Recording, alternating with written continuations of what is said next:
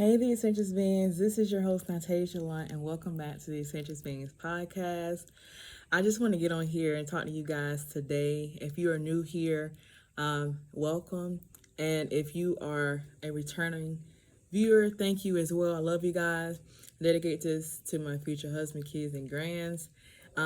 If you are new here, my name is Natasha Lunt. I am a registered nurse. I am a certified life coach, and I am a social media creator.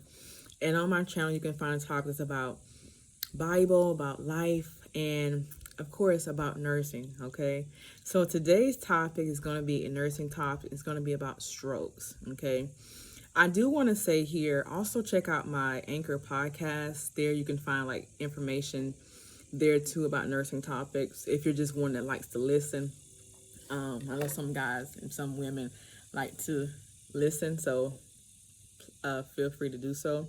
So today's topic is going to be about strokes. A stroke is also known as a brain attack. If you see me looking down, I'm looking at my notes, okay?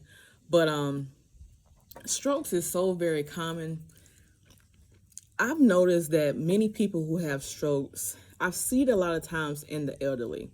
So like people around like 50s and up, 60s and up, they are usually seen with strokes, what we call CVAs, which is a cerebral vascular accident. And pretty much here, what happens is there's an attack of the brain. And due to this attack, this is a neurological issue. So they're going to be follow up probably with a consult to neurology and to a cardiologist, because there's something that happens in the brain, and there's something that happens in the heart, and these systems align together. Okay, so strokes are what we call a sudden neural deficit, and so it's just an attack of the brain, and it's due for, it's caused by different reasons. So if there is an attack of the brain and the attack is so long, it can cause irreversible brain damage. Okay, so we want to make sure that if a patient has a stroke, we want to make sure that they're seeking help, right? So the time frame is going to be no more than 4 hours from the time that the patient was normal. So let's just say the patient went to bed at 10 p.m. that night. They got up 7 a.m. that next morning, and all of a sudden they got facial drooping, they got slurred speech, they have, arm weakness, paralysis, difficult swallowing, all this stuff, signs and symptoms of a stroke. So sometimes it may be kind of hard to determine, okay, when was the patient's last well known? So if the patient can tell you, well, I was normal at 10 p.m. last night, we got to conclude that maybe from that 10 to 2 hour period, 10 p.m. was the normal, right? So 4 hours from 10 o'clock would be what, around 2 a.m.? Because we don't really know an exact time. The reason why 4 hours, is so important is because depending on the type of stroke, we have 3 causes of strokes. It could be a thrombolytic stroke, it can be an embolotic stroke, or a hemorrhagic stroke. And the 4 hour window is so important, especially with the thrombolytic and embolotic strokes, because these are what we call clots. And these clots can be in the leg, it can be in the arm.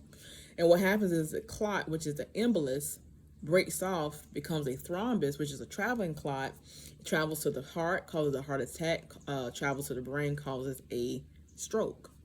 So it's so important that we're knowing this as well. Another big thing here, if it is caused by a clot, if the stroke is caused by a clot, we may be administering like TPA, and TPA can only be administered within the 4 hour period. So TPA is a clot buster. It breaks up the clot, thin out the blood. Okay. Another thing too is knowing the warning signs of a stroke. So one thing is in the transient ischemic attack, and this pretty much is just a symptom or signs that patients have said that they had before they had a real stroke. So just keep in mind, the example that I use here is you as the patient, you as the family member, you know that you don't feel well, or you know that your family member is a little off, right? So my example is, let's just say you had the flu, but you didn't know it. Okay, so normally you don't have fever, you don't have chills, you don't have coughing, you don't have sore throat, you don't have congestion. So that's your body telling you that something's not right.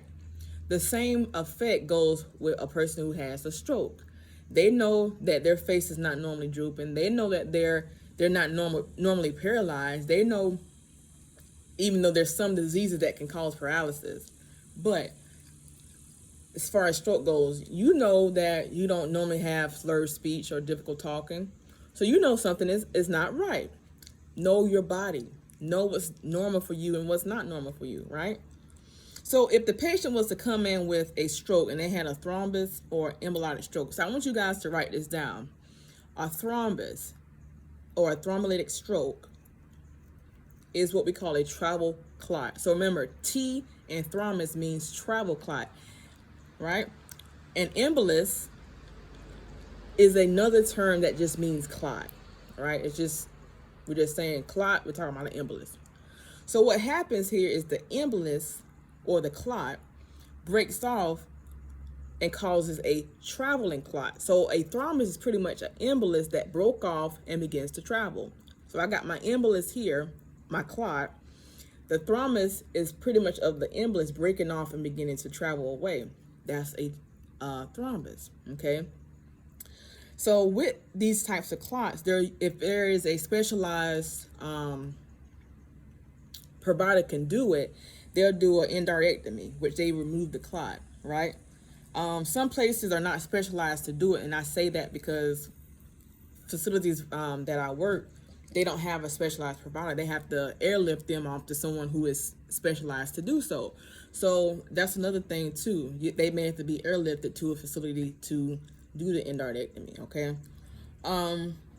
Now I'm gonna talk about the causes of a stroke. So I kind of just briefly talked about it, but a thrombus, travel clot. Remember, T and thrombus equals T and travel clot. Typically here, symptoms will get worse, usually within that 24-hour period. Embolus is pretty much here. Warning signs are pretty much less common. Client may have a headache, or they may have some sudden severe symptoms. The third type of stroke is hemorrhagic stroke. This pretty much is what we call a bleed in the brain. Bleed in the brain, remember that. Bleed in the brain. Hemorrhagic strokes, write this down. We do not do TPA. Why? TPA is a clot bluster. What is it going to do? It's going to cause the clot to bust, causing bleeding. So will we want to give somebody who is already bleeding something else to bleed more, right? No.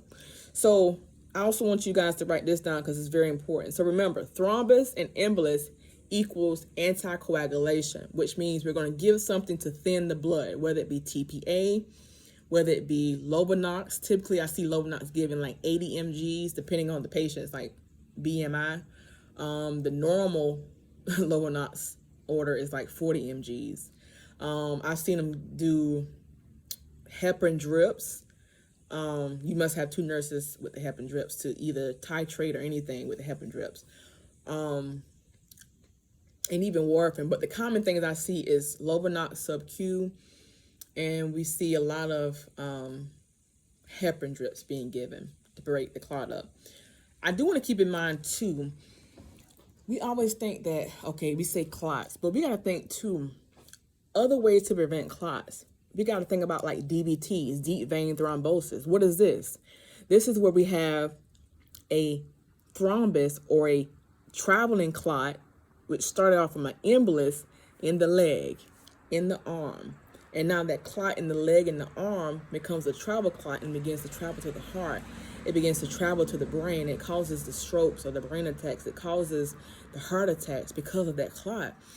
So another prevention too is making sure you are taking care of yourself, drinking plenty of water. Depending on your BMI too, you want to make sure that you're drinking it. There's a certain amount of liters depending on what your BMI is, so you kind of have to calculate that yourself. But making sure you're drinking plenty of water. Make sure that you're walking. Walking helps to open up those veins, get the blood to moving. So it's so important that we're taking these initiatives as well, okay? So a hemorrhagic stroke is a bleeding in the brain, is very serious, could progress over a few minutes, over a couple of hours, because of bleeding. We think about bleeding, you're losing too much blood, you're going into shock. And I think I did a episode either on, I know I did one on Anchor, but I'm not sure about YouTube. But when you have bleeding, we think about not necessarily sepsis, but we think about shock. So shock is pretty much where you lose blood.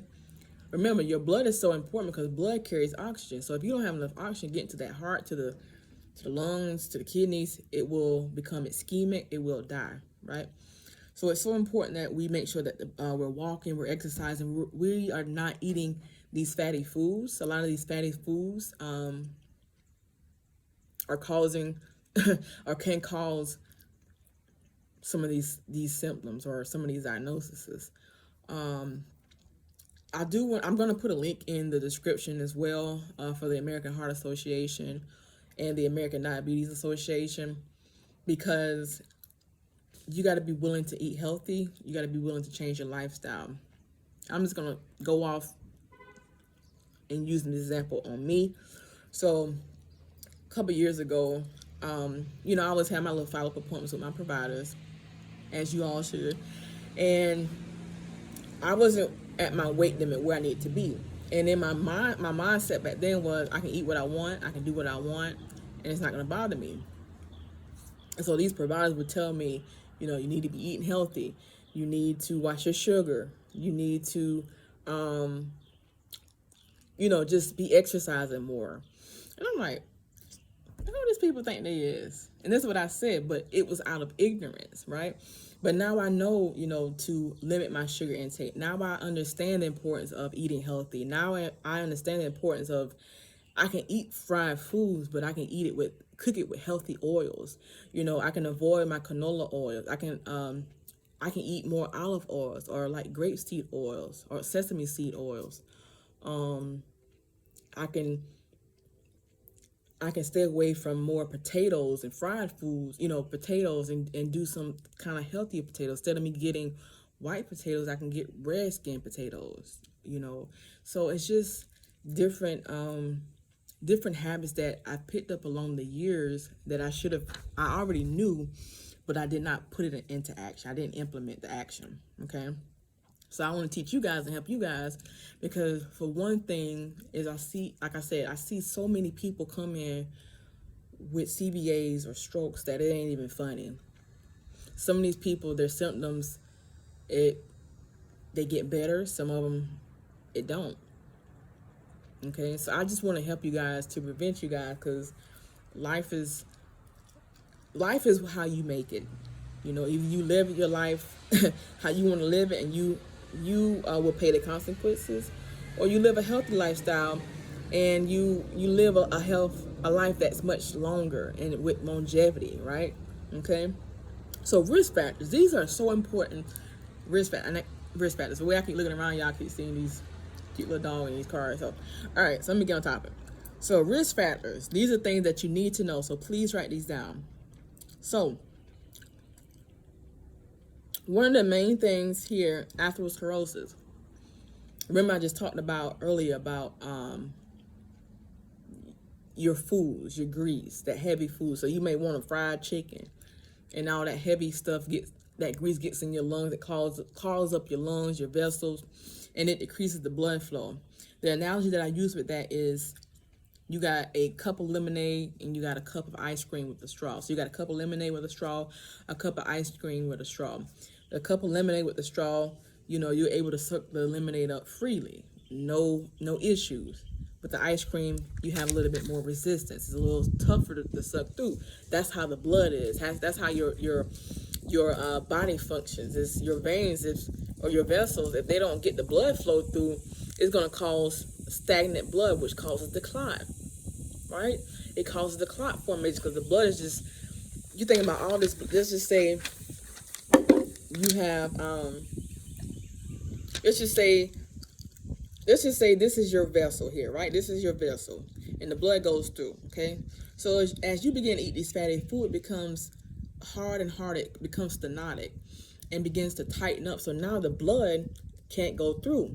It can't go through. So the blood is pushing, but as it's pushing, it's beginning to form a clot. So whereas one time you could get the blood to go through freely, now you can't. Now the blood is trying to find a way, and now it's sitting there and it's forming a clot. And that's what's causing the strokes, and that's what's causing the DVTs. There's not enough blood flow. Another thing is hypertension. So hypertension is another word for high blood pressure, okay? High blood pressure. So high blood pressure is normally systolic 120s, diastolic 80s to 89. That's our normal. And when your systolic gets above like 130s, we start that like stage 1 hypertension. When your diastolic gets around 90, which is the bottom number, we talk about hypertension, right? So when I say systolic, I'm talking about the first number. So if I got 120 over 80, 120 is my systolic, that's my first number. The 80 is my diastolic, that's my last number, okay?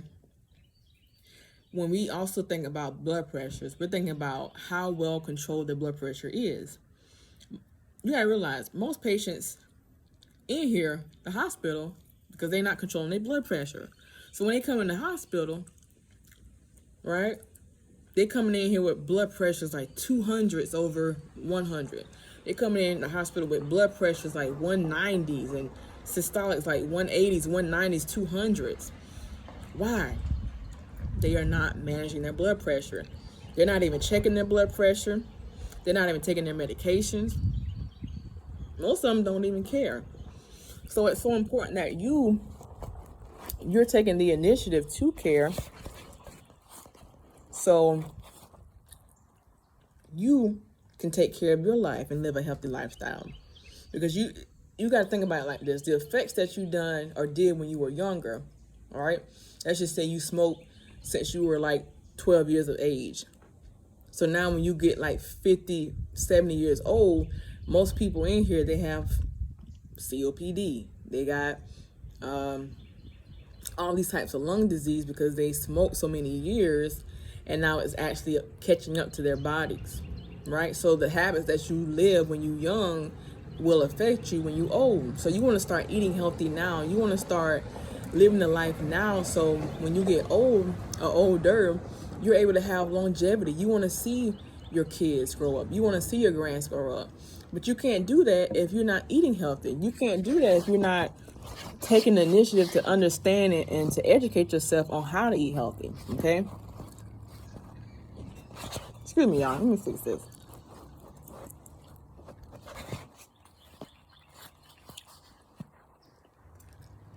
All right, this ain't gonna be perfect, but okay. Another risk factor is anticoagulation. So anticoagulation is given to patients who have the thrombus and embolic strokes. Thrombus, embolic strokes equals anticoagulation. Write this down. Thrombus and embolus equals anticoagulation, which means anticoagulation is coagulation means to clot it up. Anticoagulation, we're given to release it, to break the clot up. So your anticoagulations would be like Lovenox, which is the main one that I see. Heparin, just to name a few. Diabetes is another risk factor. Diabetes and obesity go hand in hand, because if a patient is obese, we got to think about what their lifestyle is, right? So if a patient is obese, it's going to lead them to have diabetes because they're eating unhealthy. They're eating more fried foods. They're eating the unhealthy types of oils. You got to know that certain foods like your omega-3 fatty acids, types of fish like salmon, sardines, these are like more healthier fish for you to eat, things that are healthier on your heart. They're heart healthy.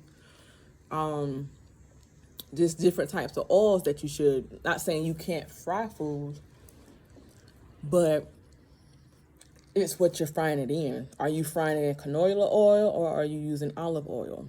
So just keep that in mind as well. Stress. Stress and hypertension also go hand in hand, because if a person is stressed, you always hear the old people say, y'all about to run my blood pressure up. Now, whether they speaking it or not, hey, but there is some truth to that. When you stress, it causes other effects. So the blood pressure can go up because you stress, you worry. So you need to free yourself from stress. Remove yourself from people and situations that stress you out. To have a stress-free environment, I would say it's impossible, right? It's impossible to say you can't live your life stress-free. You can do things to relieve stress, but there may still be stress in your life. So, minimizing the stress. Yeah, you may be stressing your job. Yeah, you may be stressing your family. Yeah, you may be stressing other areas of life. But you need to be able to manage that stress, not trying to take on so much stuff, knowing when to receive help, knowing when to say no to things that you just can't do. Okay? So one of the main things, and I want you guys to write this down, to prevent strokes, you gotta the biggest thing is to prevent it and know what the interventions is. And when you know what the interventions is, you know that you are doing things to prevent it from occurring. Excuse me, y'all.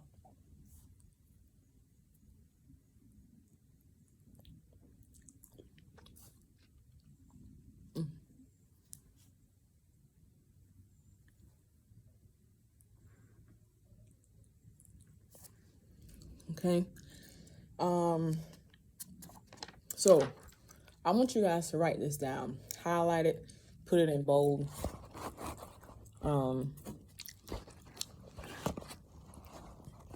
So you can be aware. Okay.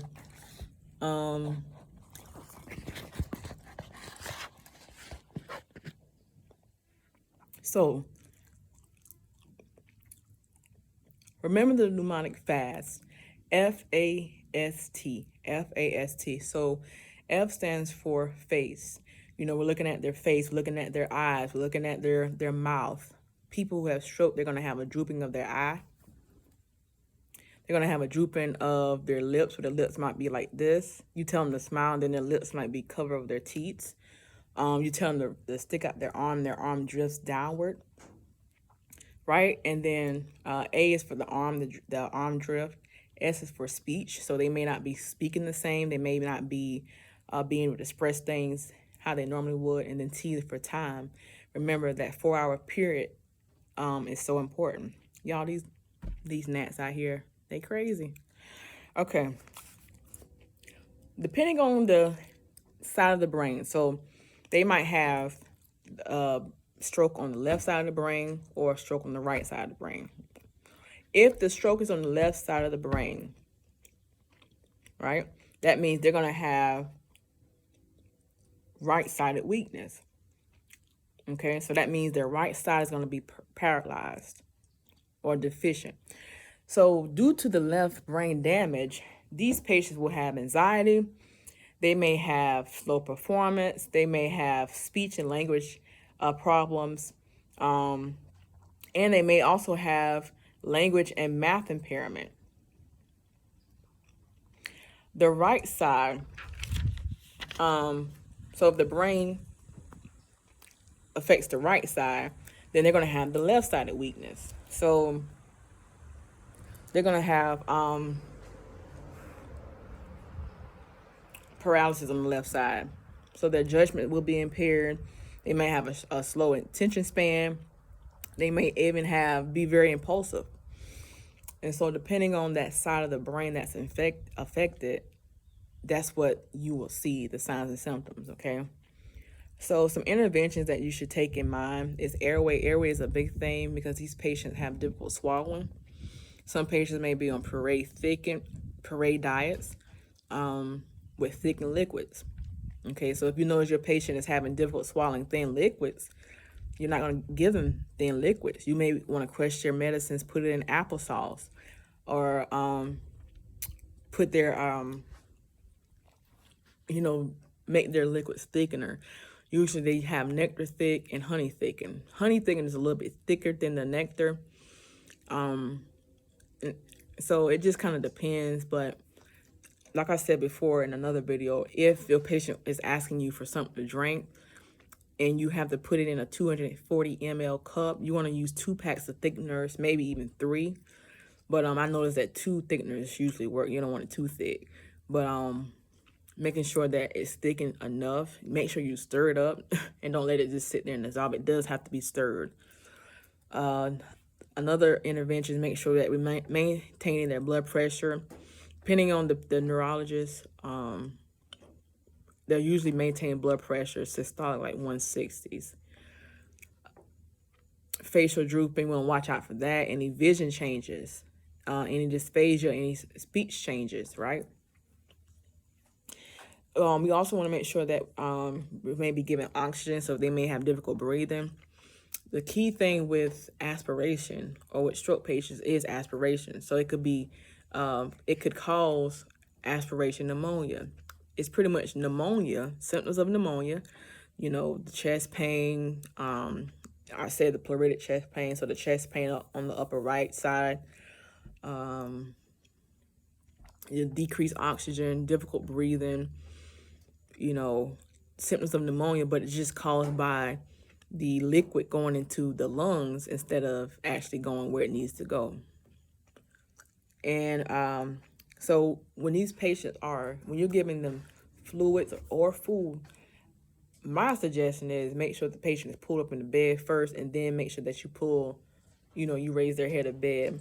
At least, I like to do at least 90 degrees, and that means you sit them straight up. But they say at least 30 degrees works.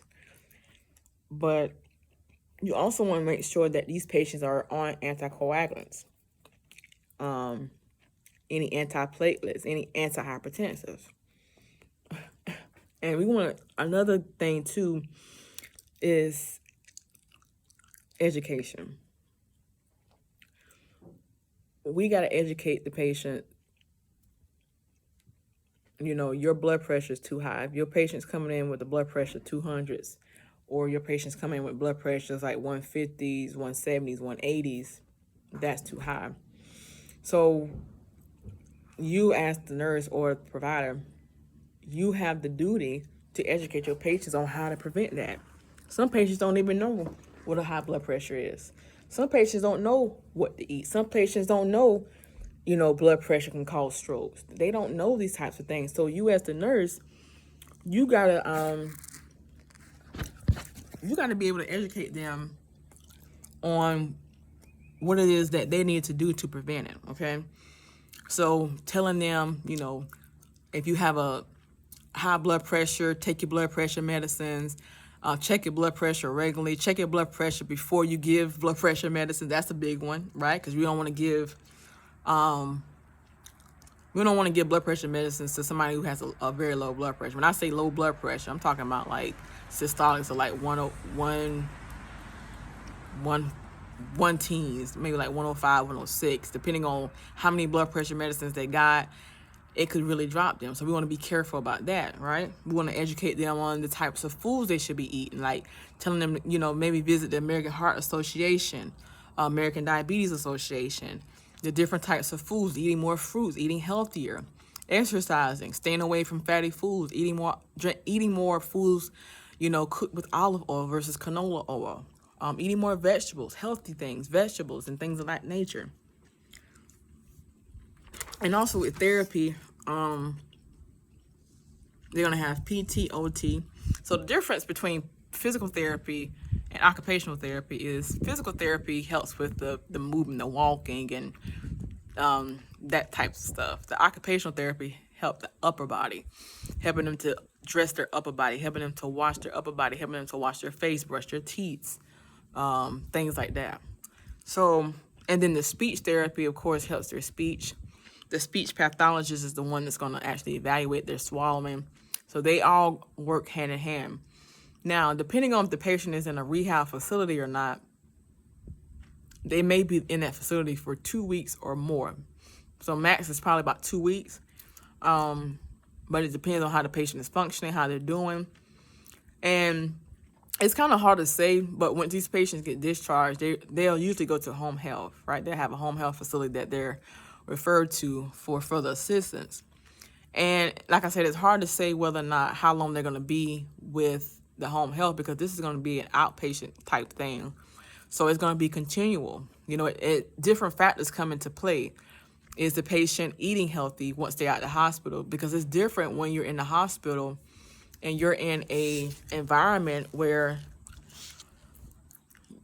you are actually being monitored, you're actually being controlled. We actually can give you the food tray, and you can't get you on a cardiac diet and you can't get a regular diet because you got heart issues, right? Because we're actually managing what they're eating. So not saying the struggle, but the struggle comes when they leave the facility and now they're in this situation where, okay, I have this food, do I eat this fried food? And now they're back to their old habits. So yes, you can educate this patient, but it's not until they're ready to change that they will change. So you got to keep that in mind as well.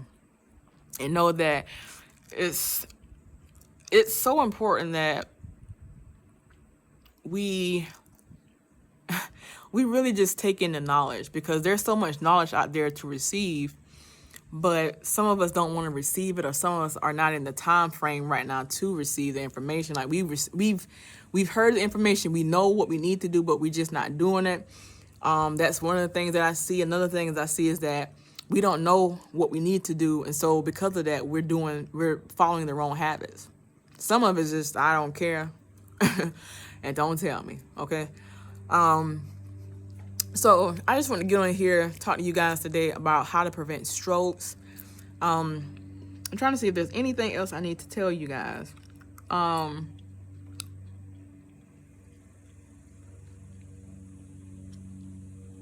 Just like I said, main thing is prevention, knowing what a stroke looks like, knowing the signs and symptoms, and knowing how soon it needs to be reported. So within 4-hour period, that's when TPA can be administered, that anti-clot buster. Within 4 hours from the first sign of the stroke, that's when you administer TPA. Otherwise, they can't get the TPA. They may be able to get another blood thinner, but not just the TPA. Okay. So that's all I have for you guys today. I pray that this helps you or someone you know. Remember, be bold, be confident, be eccentric. Y'all are the eccentric beings. Y'all are here to do what God has called for you to do the work of God. Do not get discouraged. Do not fall short of what God has for you. Receive this knowledge so you can help somebody else. I love you guys. Y'all be blessed.